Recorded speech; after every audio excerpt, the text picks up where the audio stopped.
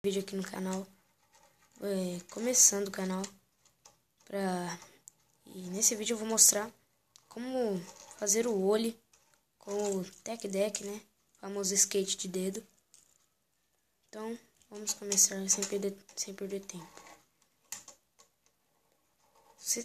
Vou ensinar de duas formas. A primeira com 2 dedos e a segunda com 3 dedos. Vou ensinar primeiro com 2. Você vai pôr o dedo aqui, ó, onde está meu dedão.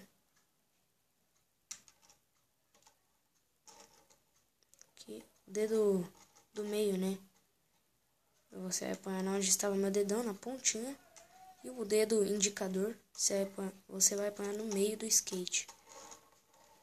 Aí você vai dar um pouquinho para trás, ó.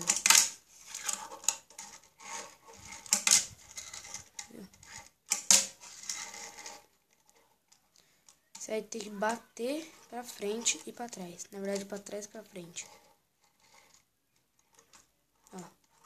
Você vai fazer isso aqui, ó. Ó o dedo. Pra quem ainda não consegue fazer esse aqui, vai fazer esse aqui normal.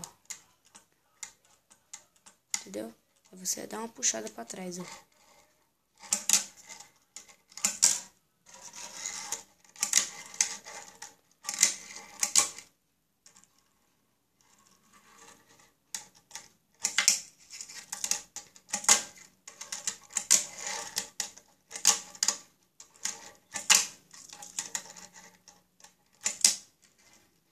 Viram?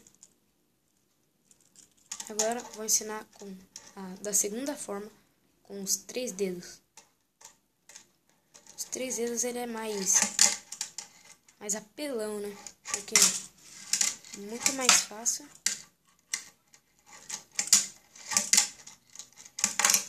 Você pode ir aonde você quiser, ó. Você pode deixar o skate assim, ó. Ó, vou fazer até o pop shove.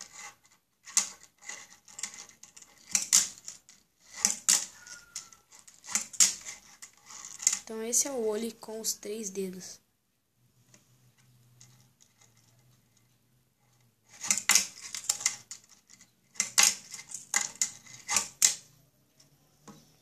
Então é isso, galera. Espero que vocês tenham gostado do vídeo. Deixa o like, compartilhe, clica aí no favorito.